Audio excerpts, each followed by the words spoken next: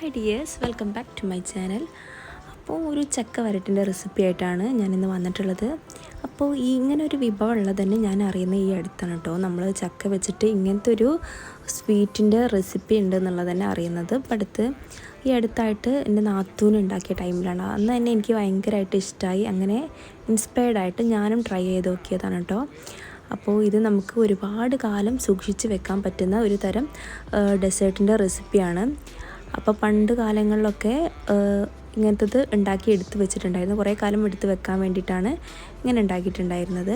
അപ്പം ഞാൻ ആദ്യം തന്നെ അത് ഉണ്ടാക്കാനായിട്ട് ഒരു ചട്ടിയിലേക്ക് 2 ടേബിൾ സ്പൂൺ നെയ്യ് ചേർത്ത് കൊടുക്കുന്നുണ്ട്. ഇനി ഇതിലേക്ക് നമ്മുടെ നല്ല പഴുത്ത ചക്ക ചെറുതായിട്ട് അരിഞ്ഞതാണ് ചേർത്ത് കൊടുക്കുന്നത്.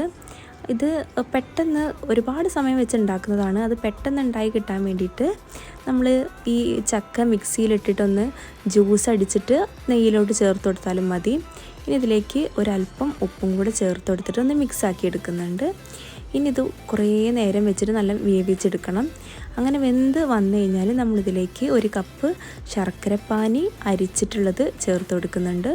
ഇനി ഇത് നല്ല രീതിയിൽ തന്നെ മിക്സാക്കി കൊടുക്കുന്നുണ്ട്.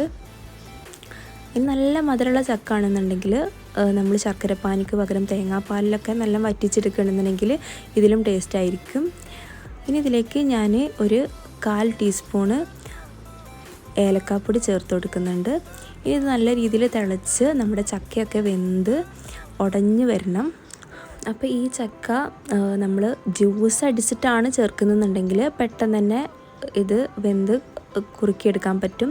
ഇത് നമ്മൾ കഷ്ണങ്ങളാക്കിയതുകൊണ്ടാണ് ഒരുപാട് സമയം എടുത്തിട്ടാണ് 2 മണിക്കൂറോളം ഞാൻ എടുത്തിട്ടാണ് ഇതൊന്ന് കുറുകി നല്ല രീതിയിലായിട്ട് കിട്ടിയിട്ടുണ്ടായിരുന്നത്. ഒരല്പം നെയ്യും കൂടി ഞാൻ ഇടയ്ക്ക് ചേർത്ത് കൊടുക്കുന്നുണ്ട്. അത് ആവശ്യമുണ്ടെങ്കിൽ ചേർത്ത് കൊടുക്കുക.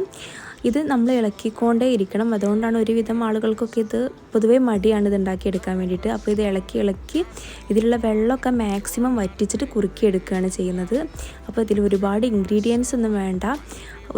നമുക്ക് മാറ്റി വെക്കാൻ കുറച്ച് സമയം മാത്രം മതി നല്ല ടേസ്റ്റിൽ ഉണ്ടാക്കിയെടുക്കാൻ വേണ്ടിയിട്ട്. അപ്പോൾ ഇതിൽ മെയിൻ ഇൻഗ്രീഡിയൻസ് എന്ന് പറയുന്നത് നമ്മുടെ ചക്ക, അതിലേക്ക് ഒരല്പം ഉപ്പും ഏലക്കാപ്പൊടിയും പിന്നെ ആവശ്യത്തിന് നെയ്യും പിന്നെ ശർക്കരപ്പാനിയും. ഇത്ര ഇൻഗ്രീഡിയൻസ് ആണ് ഇതിന് വേണ്ടത്.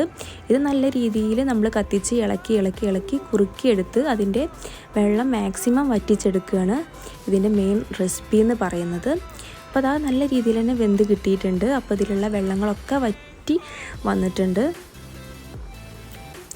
അപ്പോൾ ഇതാ വെള്ളമൊക്കെ നല്ല രീതിയിൽ തന്നെ വറ്റി കിട്ടിയിട്ടുണ്ട്. ഇത് നമുക്ക് ഒരുപാട് കാലം സൂക്ഷിച്ച് വെക്കാനൊക്കെ ആയിട്ട് പറ്റും. നല്ലൊരു സ്വീറ്റിൻ്റെ റെസിപ്പി തന്നെയാണ്. അപ്പോൾ എന്തായാലും ട്രൈ ചെയ്ത് നോക്കുക.